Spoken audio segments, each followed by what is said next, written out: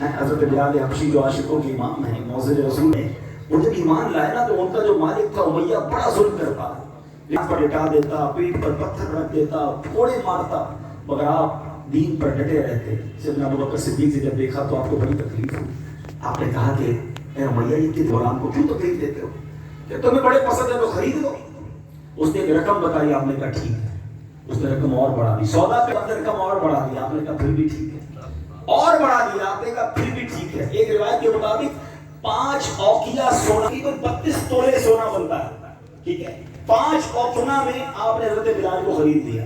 امیہ کہتا ہے ابو بکر میں تو تمہیں بڑا عقلمند سمجھتا ہوں، تمہاری تو ڈیل کے بڑے چرچے ہیں، بڑا بزنس مین تمہیں کہا جاتا ہے، تم تو بڑا کس کے بڑا دیکھ بھال کے سودا لیتے ہو، اتنا مہنگا غلام خرید لیا۔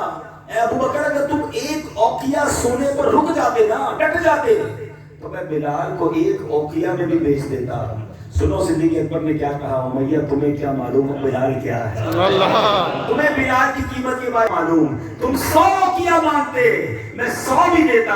حضرت بلال حبشی کو لے کے پاک کے پاس آتے ہیں، حضور بلال کو لے کر آیا ہوں، سنو آقا نے کیا فرمایا، فرماتے ہیں ابو بکر بلال کو خریدنے میں جتنے پیسے خرچ کیے تھوڑے میرے بھی بنا لیں۔ سبحان اللہ۔ اللہ کے حبیب فرماتے ہیں جب تو حضرت ابو بکر صدیق کا جواب سنو، کہتے حضور میں اور میرا مال سب آپ ہی کا تو ہے، میرے تو آپ ہی سب کچھ ہے، رحمت عالم میں جی رہا ہوں زمانے میں آپ ہی کے لیے۔ ارے آپ کی سخاوت کا، آپ کی راہ خدا میں خرچ کرنے کا وہ واقعہ ہم کیسے بھول سکتے ہیں۔ جب غزوہ تبوک کا موقع ہے، حضرت عمر آدھا مال لائے، صدیق اکبر سب کچھ لے آئے۔ اللہ کے حبیب پوچھتے ہیں اے ابو بکر گھر والوں کے لیے کیا چھوڑا ہے؟ عرض کرتے حضور گھر والوں کے لیے اللہ اور اس کا رسول کا۔ سبحان اللہ۔ کیسا مال دیا تھا، سب کچھ لے کر اپنے کرتے کے بٹن بھی دے دیے، اب کانٹے لگے ہوئے ببول کے۔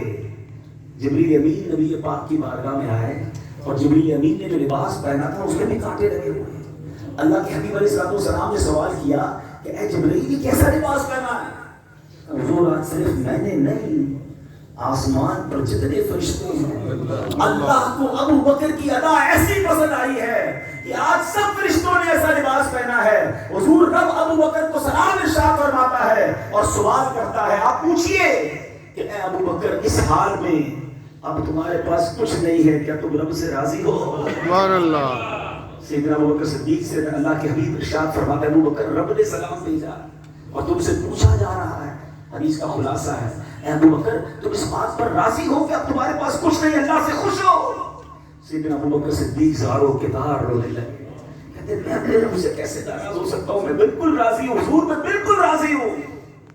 سنو آج تھوڑی سی تکلیف ہو تو تمہاری ہماری زبان پر شکوہ آ جاتا ہے، کاروبار نہیں ہے، بڑی پریشانی ہے، طبیعت ٹھیک نہیں ہے، ارے اللہ نے اتنا دیا ہے پھر بھی تم رب سے راضی نہیں ہو۔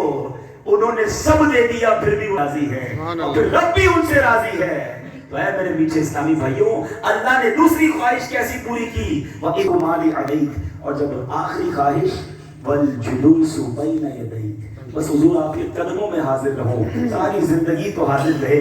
اللہ کے حبیب نے رفیق ہجرت بھی بنایا، یار غار بھی بنایا اور آج یار مظہر بھی بنایا، آج بھی ساتھ ہیں۔ محبتوں کا صلہ ایسے کون دیتا ہے، محبتوں کا صلہ ایسے کون دیتا ہے، سنہری جالیوں میں یار غار آپ سے ہے۔ حضور آپ کی وجہ سے صدیق اکبر آپ کے ساتھ ہیں۔ ایک بار نبی پاک علیہ السلام صحابہ اکرام کی جماعت میں تشریف لائے، دائیں ہاتھ میں حضرت ابوبکر صدیق کا ہاتھ تھا، بائیں ہاتھ میں حضرت عمر فاروق کا ہاتھ ہے، اور جب تشریف لائے صحابہ سے فرمایا دیکھ لو جیسے آج آئے ہیں محشر کے دن بھی ایسے آئے۔ اتنا زبردست ساتھ ملا انہیں۔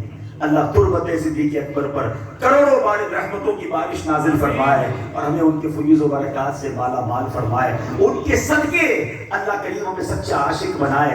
دعویٰ تو ہم بھی کرتے ہیں کہ جناب غلامی رسول میں موت بھی قبول ہے، عشق رسول کا دعویٰ تو بڑا زبردست کرتے ہیں، مگر جس کو غلامی رسول میں موت قبول ہے اس کو نماز قبول کیوں نہیں ہے، اس کو سنتوں والا چہرہ قبول کیوں نہیں ہے، اس کو فقط حلال روزی قبول کیوں نہیں ہے؟ کیسے غلامی رسول کے دعویٰ کرنے والا حرام کمانے کی طرف، شراب کی طرف، بے حیائی اور بدکاریوں کی طرف اور جوئے کی طرف جاتا ہے؟ نہیں نہیں، اگر واقعی غلامی رسول ہے، واقعی نبی پاک سے محبت ہے تو پھر انہیں جانا، انہیں مانا، نعرہ سے کام، پھر کچھ اور. اللہ کے حبیب راضی ہو گئے تو رب بھی راضی ہو جائے گا، اور جب رب راضی ہو جائے گا تو دنیا بھی بہتر کر دے گا، آخرت بھی بہتر کر دے گا. تو آئیے اس کے